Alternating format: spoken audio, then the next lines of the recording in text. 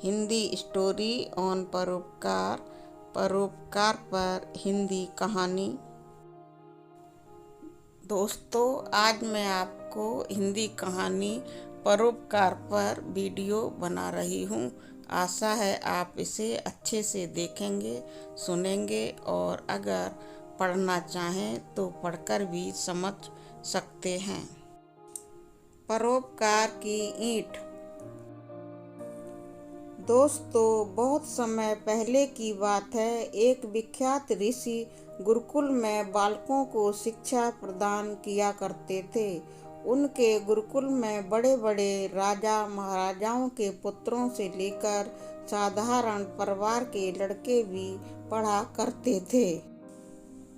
वर्षों से शिक्षा प्राप्त कर रहे शिष्यों की शिक्षा आज पूर्ण हो रही थी और सभी बड़े उत्साह के साथ अपने अपने घरों को लौटने की तैयारी कर रहे थे कि तभी रिसीवर की तेज आवाज सभी के कानों में पड़ी।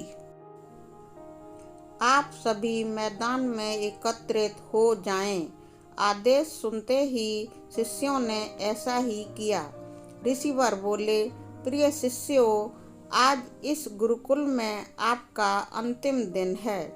मैं चाहता हूँ कि यहाँ से प्रस्थान करने से पहले आप सभी एक दौड़ में हिस्सा लें।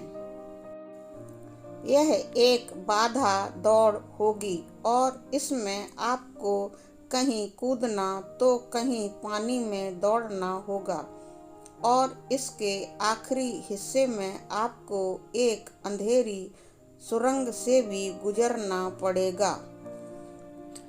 तो क्या आप सब तैयार हैं? हाँ, हम तैयार हैं। शिष्य एक स्वर में बोले। दौड़ शुरू हुई।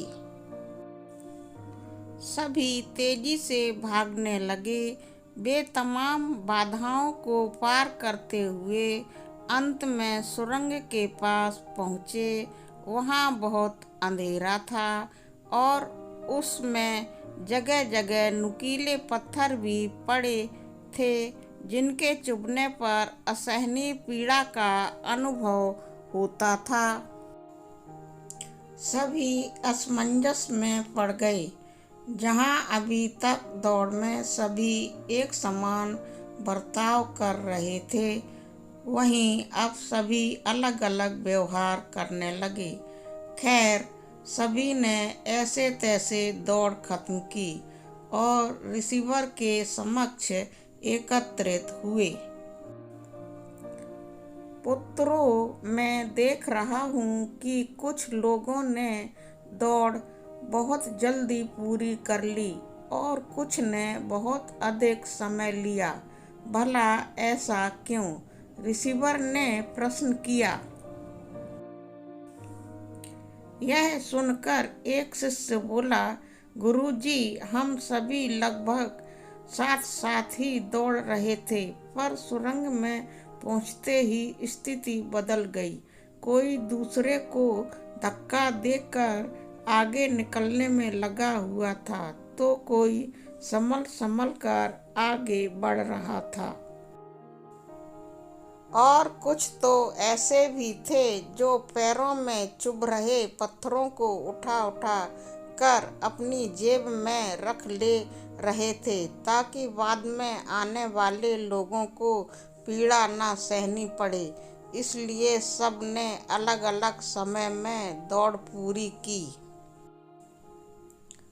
ठीक है, जिन लोगों ने पत्थर उठाए हैं वे आगे आएं और मुझे वो पत्थर दिखाएं। रिसीवर ने आदेश दिया। आदेश सुनते ही कुछ शिष्य सामने आए और पत्थर निकालने लगे। पर ये क्या? जिन्हें वे पत्थर समझ रहे थे, दरअसल वे बहुमूल्य हीरे थे। सभी आश्चर्य में पड़ गए और रिसीवर की तरफ देखने लगे। हीरों को देखकर आश्चर्यचकित शिष्यों को गुरुजी ने बताया कि यह हीरे मैंने ही सुरंग में बिखराए थे। यह जानने के लिए कि सारे शिष्यों में से दूसरों के बारे में कौन सबसे अच्छा सोचता है। गुरुजी ने आगे कहा, सारे शिष्यों मेरी बात को ध्यान से सुनो। दूसरों को कोई कष्ट न हो, ऐसी भावना जिस मनुष्य में होती है उस मनुष्य को ही श्रेष्ठ मनुष्य कहते हैं और ऐसे मनुष्य परोपकारी कहलाते हैं। मेरे जिन शिष्यों ने सुरंग में से ये पत्थर के टुकड़े सिर्फ इसलिए उठा लिए कि यह और किसी मनुष्य के पैरों में ना लगें, उनकी यह भावना ही दूसरों की रक्षा करने के लिए परोपकार की ईंट कहलाती है। गुरुजी ने अंत में कहा, मेरे सभी शिष्यों, दूसरों की परेशानी दूर करने के लिए आप लोग यह परोपकार की ईंट अपने जीवन में हमेशा उपयोग करना और श्रेष्ठ परोपकारी मनुष्य बनने की कोशिश करना। गुरुजी की बात सुनकर शिष्यों ने कहा, गुरुजी, हम सभी शिष्य आपकी इच्छा का पालन करेंगे और श्रेष्ठ परोपकारी अवश्य बनेंगे। इसके बाद सभी शिष्यों ने गुरुजी से अपने अपने घर जाने की आज्ञा ली और खुशी खुशी अपने घर के लिए चले गए। दोस्तों, आपको मेरी यह कहानी परोपकार की ईंट कैसी लगी, हमें कमेंट सेक्शन में लिखकर अवश्य बताएं। आपको किस तरह की कहानी पसंद है यह भी बताएं। ऐसी ही और नैतिक कहानियों के और वीडियो देखने के लिए मेरे चैनल को सब्सक्राइब करें और बेल आइकन को भी अवश्य ही दबा लें। दोस्तों, इस कहानी से आपको दूसरों के बारे में अच्छा सोचने की सीख मिलती है। आपने इस कहानी से क्या सीखा, आप हमें लिखकर बताएं। पूरा वीडियो देखने के लिए आपको बहुत बहुत धन्यवाद।